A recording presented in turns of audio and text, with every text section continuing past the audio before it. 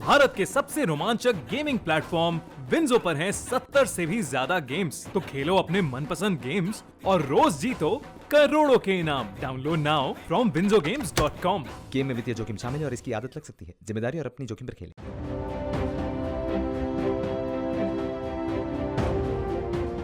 भारत और दक्षिण कोरिया ने रक्षा और सुरक्षा के क्षेत्र में बड़ा फैसला लिया है, जिसके तहत अब दोनों देश द्विपक्षीय सहयोग को मजबूत करेंगे और इसके लिए भारत और दक्षिण कोरिया एक साथ मिलकर मिलिट्री इक्विपमेंट का प्रोडक्शन और एक्सपोर्ट करेंगे। ये फैसला रक्षा मंत्री राजनाथ सिंह और उनके कोरियाई समकक्ष सुवूक के बीच शुक्रवार को हुई प्रतिमंडल स्तर की बैठक में लिया गया। भारत की ओर से ये कदम इसलिए भी मजबूत माना जा रहा है क्योंकि मेक इन इंडिया के तहत भारत के मिलिट्री इक्विपमेंट और हथियारों का निर्यातक बनने की राह आसान हो जाएगी।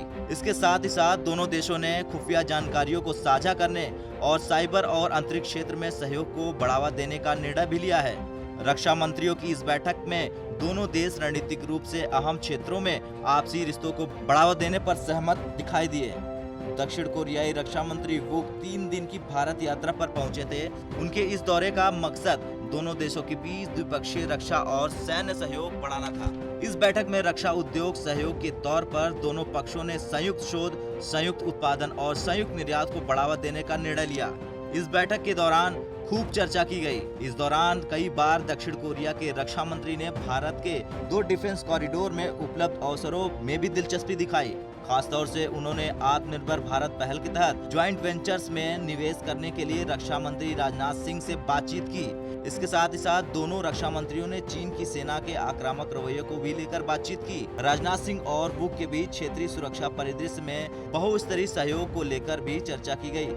बता दें, मोदी सरकार देश में 2 डिफेंस कॉरिडोर स्थापित करने पर काम कर रही है। इसमें से एक उत्तर प्रदेश में है जबकि दूसरा तमिलनाडु में। इन्हें स्थापित करने का उद्देश्य रक्षा उद्योग से जुड़ी अलग अलग यूनिटों के बीच आपसी संपर्क सुनिश्चित करना है। भारत को हथियार और सैन्य उपकरण उपलब्ध कराने वाले प्रमुख देशों में दक्षिण कोरिया का भी नाम आता है। 2019 में दोनों देशों ने अलग अलग जमीनी और नेवी सिस्टम का मिलकर उत्पादन करने के लिए एक रोड मैप भी तैयार किया था। बता दें, दक्षिण कोरिया के रक्षा मंत्री वूक जिस दिन भारत आए थे उस दिन वूक को रक्षा मंत्री राजनाथ सिंह की मौजूदगी में सुषमा स्वराज भवन में गार्ड ऑफ ऑनर से सम्मानित किया गया। दोनों देशों के रक्षा मंत्रियों ने भारत कोरियाई मित्रता पार्क का भी उद्घाटन किया और राष्ट्रीय युद्ध स्मारक पर शहीदों को श्रद्धांजलि भी दी।